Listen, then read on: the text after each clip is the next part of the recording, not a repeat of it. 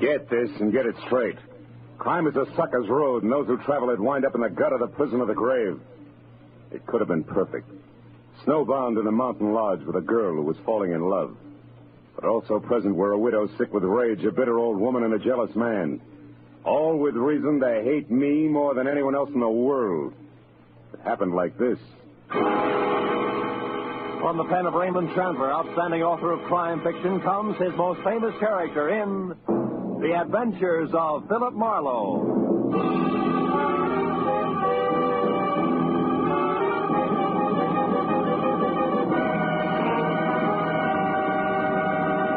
Now, with Gerald Moore, starred as Phillip Marlow, we bring you tonight's exciting story, The Grim Echo.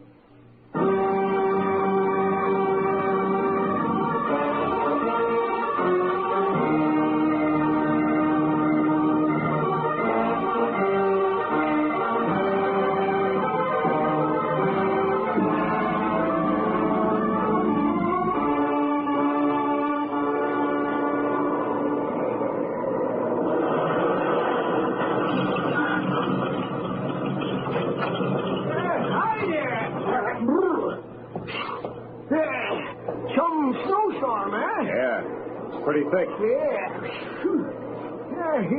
You're lucky you caught me, son. Yeah? I was just closing up. Yeah. What do you have? Better fill it with a regular, huh? Okay. Does that mean that you're aiming to go on? That's right. Got to get back to L.A. I wouldn't advise it, son. Old Jacker and sure wouldn't. Liable to hit 10 below, they say. Yeah? Where you been, skiing? Yeah, a week of it up at Angel's Roost. How's the road ahead? Well, you got 40 miles or nothing but mountains to the next town, you know. You're bound to get drifted over any time. Hey, why don't you blow that thing? Huh? Yeah, what's the tariff? Oh, call it $3 even. You know, I've been running this Mobile gas station here for 20 years, and I know these storms are nasty. Oh, thanks. Yeah, I'll be all right. Yeah, that's what you all say. Out on the road, you could freeze to death. Real easy. This plaid shirt I'm wearing, you're ripping me, Pop. Listen, that shirt won't even start to keep you warm on a deserted highway in this blizzard. Take it from old Jacker and Son, I know. Yeah, well, thanks anyway. So long, old Jacker.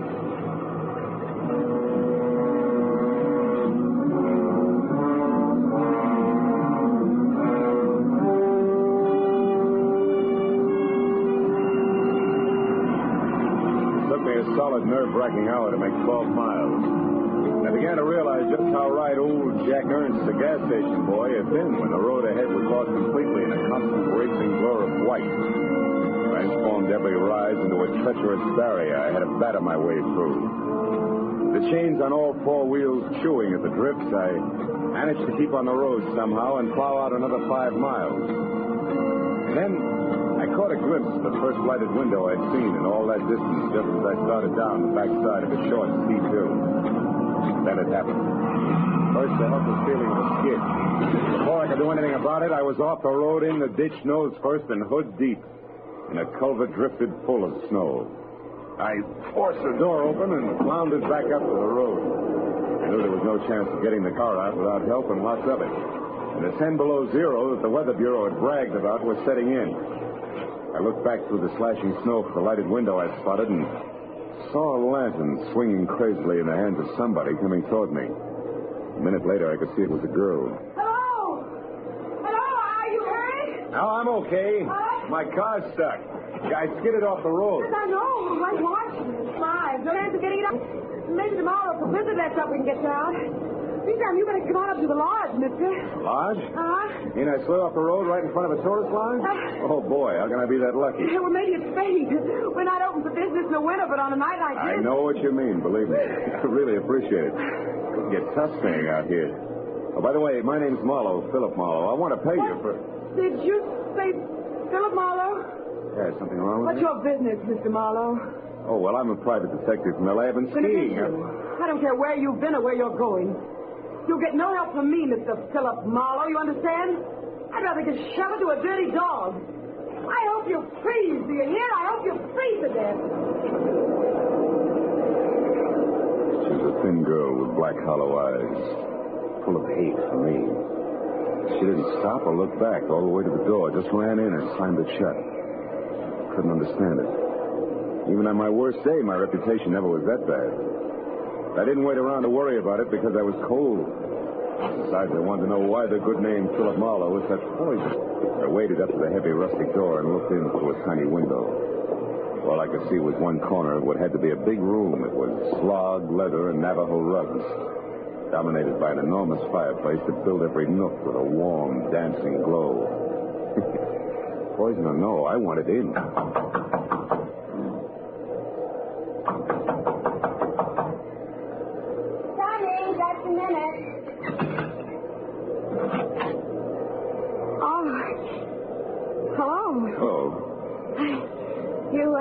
You picked a bad night to travel. Yeah, sure did. Oh, well, won't you come in? Oh, sure. I'm Donna. How are you? This is Echo Lodge. We're not open now, but, well, of course, you can't go on in the storm. No, I can't. Besides, my car's in a ditch. Well, you'll be spending the night then. I'd love to, but there seems to be two schools of thought on that subject. Well, what do you mean? Well, I don't know why, but, I don't think I'm very welcome. Why do you say that? Well, I'll tell you why, Donna. Well, Helen.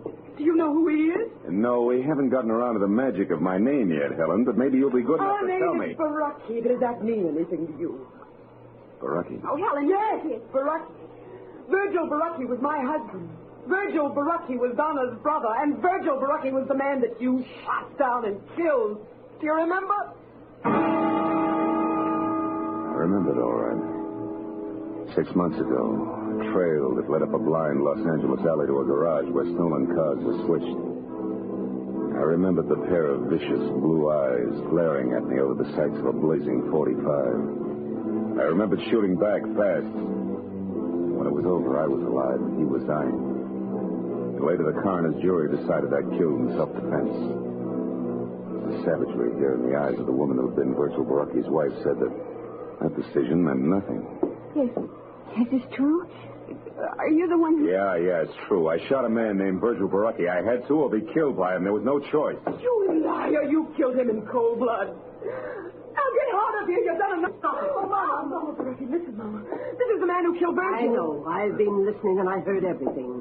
Go find Ralph for me, Helen. Then you'd better go off your workshop for a while. Did you hear me? I said this is the man. I said go call Ralph now. At once. Tell him to open the cabin. Then go back to your carving. Can't turn a man out in this weather, not any man. You stay, Mr. Marlowe. All right, Mom. So, you're Phillip Marlowe, the private detective. You don't look much like I'd imagined you. Do people ever? Perhaps not. Oh, would you mind fixing the fire? Needs another log. No, not at all. You, were stopped by the storm, Mr. Marlowe? Yeah. My car skidded into the ditch about 50 yards down the road. I see. Almost at our doorstep, you might say. Rare coincidence, isn't it? Almost too rare, Mrs. Baraki. I'm sorry the circumstances are painful for you. I've grown used to that kind of pain, having lost both a husband and a son. Fate up to now has never been very generous. Do you believe in fate, Mr. Marlowe? I don't know.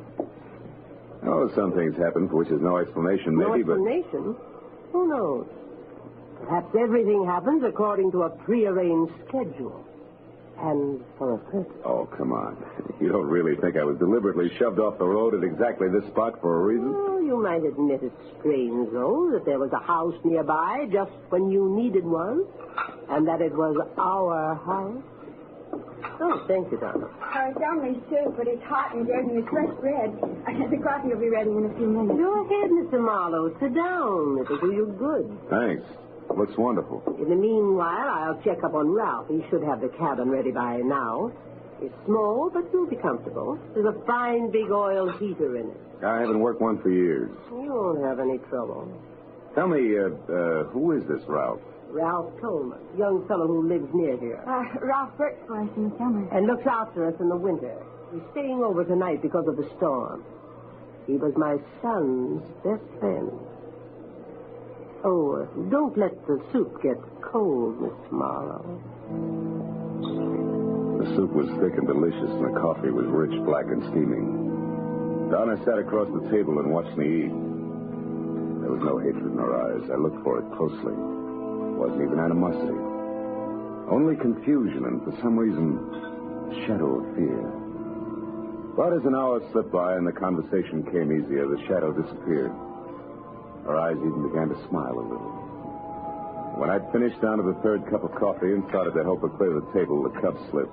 We both grabbed for it, caught one slim inch from breaking, and wound up together on the floor.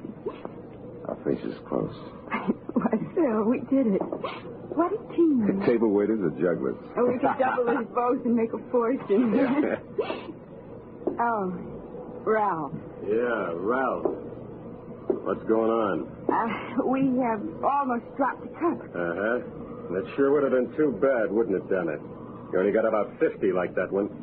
I don't know why it's so important to you, but for what it's worth, I was the one who dropped it. It's not important to me. I guess other things aren't so important to Donna either. Think you can get it out to the kitchen now without any more help, Donna? Ralph, it's high time that you...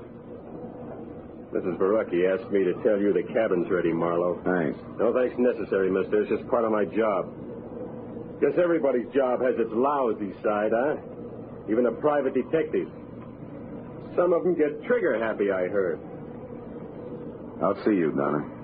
You better get out there right away, Marlowe. Donna's got 4 whole dishes to carry out. And at the rate she's been going, she's going to get started or she'll never make it. Keep your fat trap shut, Buster. You're causing a draft. Solomon walked behind me as far as the door and pointed through the snow to a tiny square of light sitting apart from the rest of the buildings that made up Echo Lodge. As soon as I was outside, he slammed the door against my back and bolted it. I stood on the porch and thought about the setup for a minute while I lit a cigarette. Then I stepped out into the snow and headed for the cabin. Halfway there, I could see it clearly. It looked snug and warm. And under the circumstances, I knew it was better for everybody that I was sleeping outside the main lodge. But then I saw a sudden flash and felt the impact before anything else. Right in front of me, the cabin lurched. One entire wall burst out and the roof collapsed. A second later, as I ran toward what was left of it, I could hear the others coming.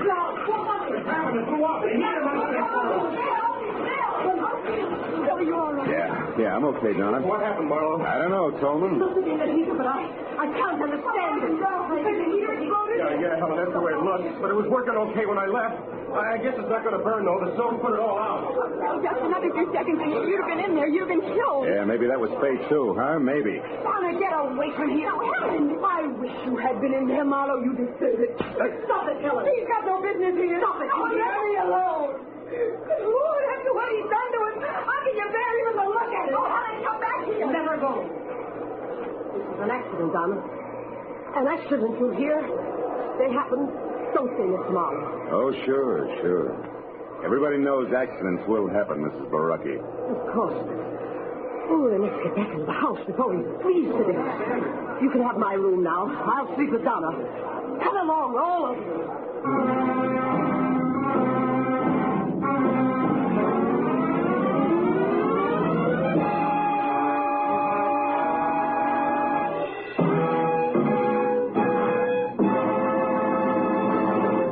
In just a moment, the second act of Philip Marlowe. But first, Groucho Marx, his famous ad-libs, and his teams of opposites will be back betting their lives on most of these same CBS stations tomorrow night.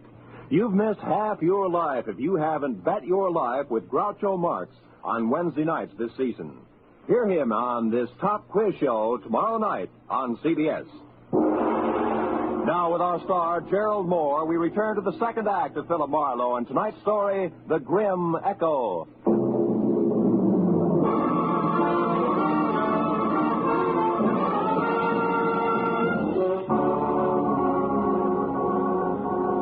It was a dreary little procession that trudged back toward the lodge again from the shattered cabin. I said nothing and pushed hard against the storm as far as the front door. But when they were all inside...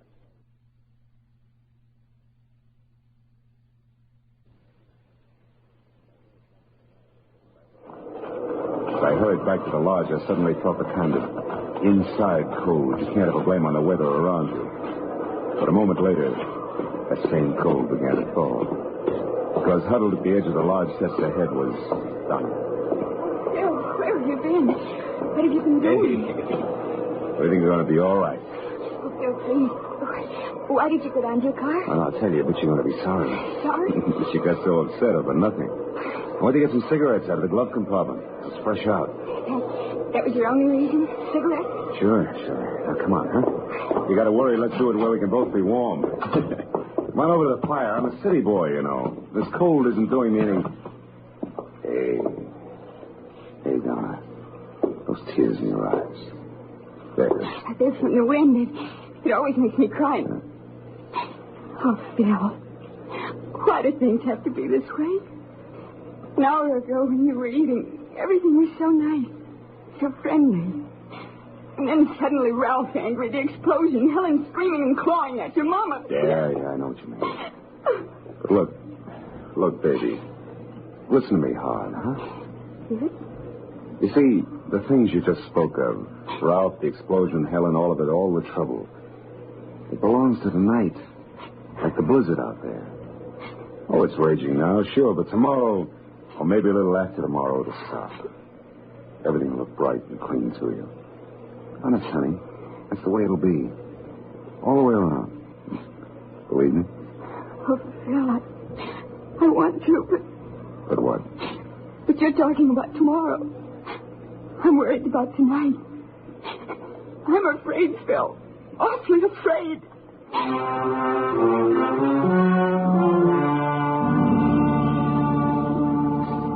spent the next 10 minutes trying to convince Donna that there wasn't anything to worry about. And then when she'd gone to her room, I went to mine and started all over again, trying to convince myself. The out-of-season fireworks at the cabin and a gun stolen from my car made that a very tough proposition. Then I checked the room, which was on the ground floor and close to the kitchen. And then I bolted the door and looked forward to some much-needed sleep.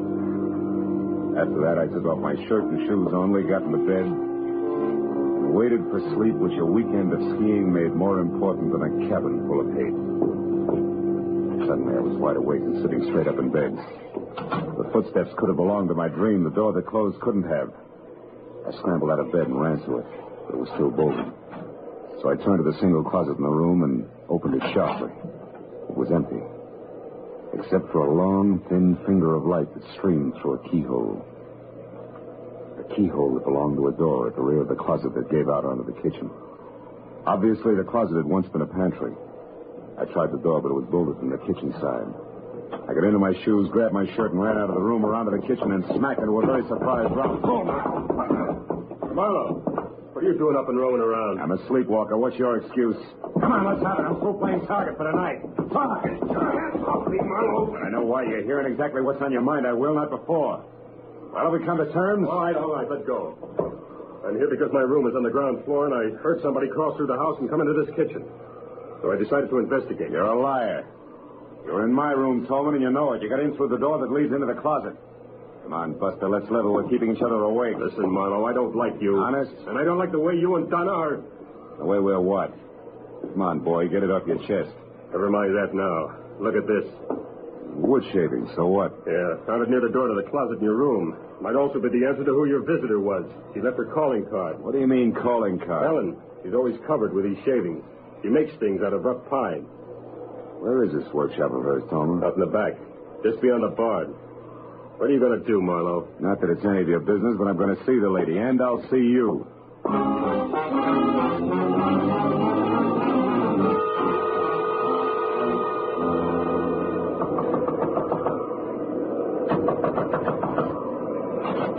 What do you want? Conversation, Helen, if you don't mind. No, wait a minute, you were playing. Close that door. I will not. And I will. Now get over there and sit down. We got a few things to clear up. Like what? The way you murdered my husband, Dad? Cut it out. Stop it, Helen, or I'll push your arm off. No, Just as soon as you decide to behave. Those nails of yours draw blood, baby. Flavor any good? Yes. All right. Now sit down over there, away from those sharp chisels you work with, and keep your hands in your lap. Go on, that chair there. Very well, Mr. Marlowe. Anything to accommodate the man who murdered my husband. Which brings us right to the point. You deny it? You deny that you shot him down? I fired in self-defense. That's a rotten, stinking lie. You did it to feather your own nest to be a hero to the police and the newspapers. You're wrong, Helen. I killed your husband because I had to. He was on the wrong side. Oh, don't make me laugh. You call trying to get money for his family, for me? You call that being on the wrong side? So much that he should have been killed, shot down by the likes of you? Oh, Mr. Marlowe, you have no idea how through these past 6 lonely months I've thought of you. I've wondered what you looked like, what the man who killed Virgil was doing, how you'd like to meet the same death you brought to my husband under the brave banner of law and order. Now, wait a minute. And don't think I didn't plan your death 1,000 times over. Don't think I didn't approach Mama Baraki, Ralph, and sweet little Donna with a delicious thought of revenge. No. No, they talk like you talk, Mr. Marlowe. Virgil was doing the wrong thing. He was caught. It wasn't right or wrong. It was him or me. Oh, you shut up and listen. Sure, Virgil was stealing, all right. Was stealing from me, his wife. That's why he left here. That's why he tried so hard. That's why you had no reason to kill him. And that's why you should die, too. Oh, that's also why we had an accidental explosion at the cabin I was supposed to sleep in, huh? I was clumsy. I was hasty. I won't be the next time. You're completely out of your mind, Helen. Out of my mind? Of course I am. Did you think this existence, this living without the man I love, could leave me otherwise? Did you think making these stupid souvenirs? Killing me isn't going to bring him back. You get out. You go on. Get out. And if you can, Mr. Marlowe, go back to bed. While you wait for a chance to get me with my own gun, the gun you stole from my car? I'm not going to shoot you, Mr. Marlowe. That would only further disgrace the Baraki name. No, I'm not going to shoot you. But I am going to get you.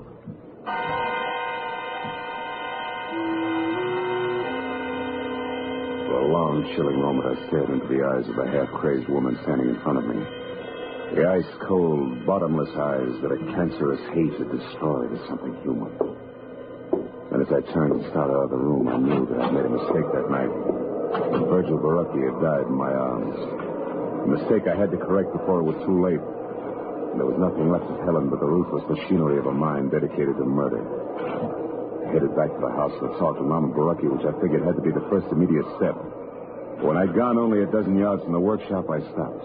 Bill, I'm over here. Donna, what are you doing out here? I'm so worried about you. And then when I saw you leave the house from my window and head for the workshop, Phil, your face. Oh, it was Helen. She got a little upset in there. A little? Oh, look at you. Your pocket ripped off your shirt, your face scratched. Oh, it's all right, Phil, Donna. No. Hey, my pocket ripped off. The gun. Oh, Phil, why did you tell me, please? Now, hold it, Donna. Give me a second. Yeah, sure, it adds, all right. Now, look, get over there inside the barn and scream. Long and loud, huh? Scream? Yeah, it's our only chance. Go on, do as I say, Donna. Scream. All right. I'll do it, Phil, whatever you say.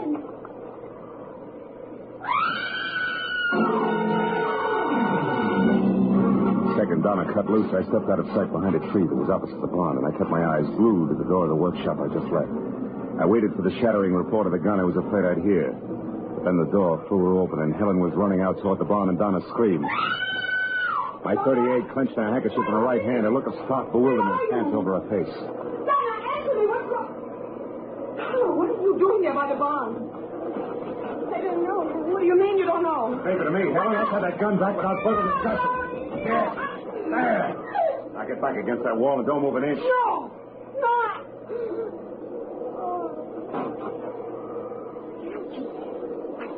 Phil, what is all this? Attempted murder, honey.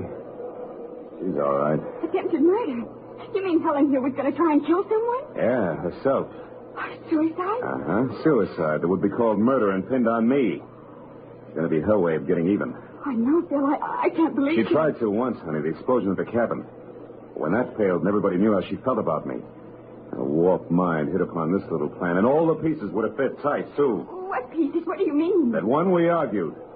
Two, she came to my room tonight and ripped the pocket off this plaid shirt so that we'd find it clenched in her hand after she was dead. You see it? Oh. 3, she stole my .38, which has my fingerprints on it. And 4, she left an obvious clue on the floor of the kitchen, a wood shaving that would bring me out here on the run. Everybody could find me close by when it happened. Oh, yeah, it was tight, all right. Tight as a hangman's noose. And then she was going to shoot herself, Phil, just after you left her. And that's where you made me scream? Yeah.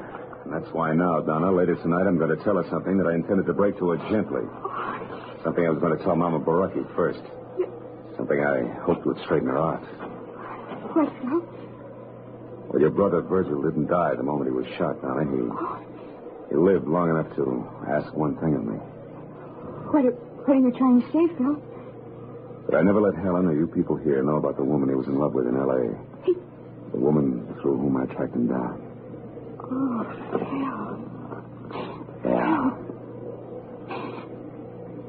Yeah. Well, I guess it wouldn't be good for her if I was around too much? No, honey, not for a while, anyway. Wouldn't be good for any of us, huh? Come on, Donna, let's get her into the house. Yes. Yes, Phil.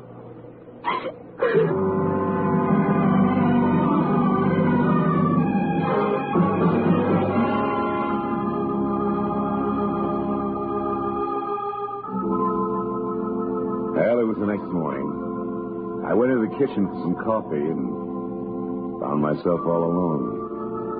Donna wasn't any place in sight. So I got my things together and walked slowly down to my car, and when I got in, I didn't feel like leaving. Not right away. And I was glad that warming up my motor was a smart thing, too. Gave me time to light a cigarette and think. Look around.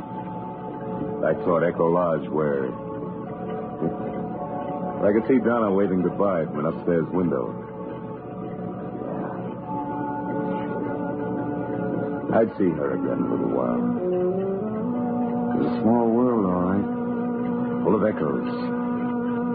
And just think how the web of paths we call coincidence had brought me and those who knew and loved Virgil together. Someday, maybe, Donna and I would be looking for each other. And those paths would make it a lot easier.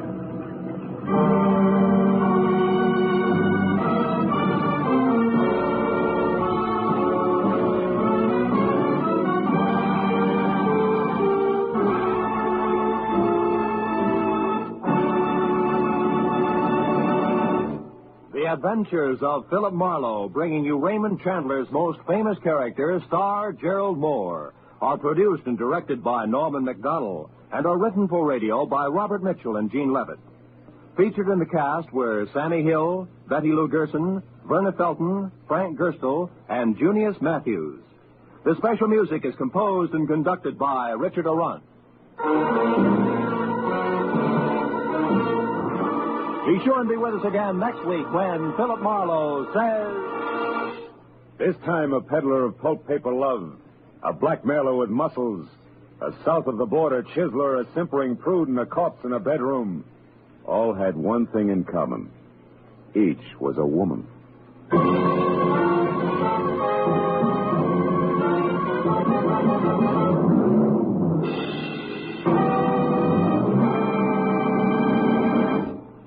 Al Jolson will pay another of those wonderful visits to Bing Crosby this Wednesday night.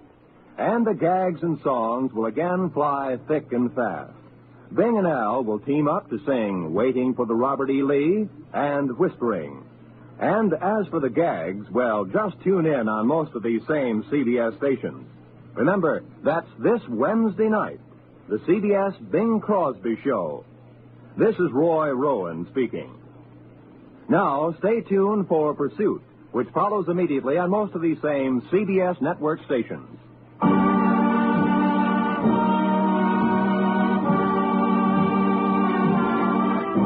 This is CBS, where You Bet Your Life with Groucho Marx every Wednesday, the Columbia Broadcasting System.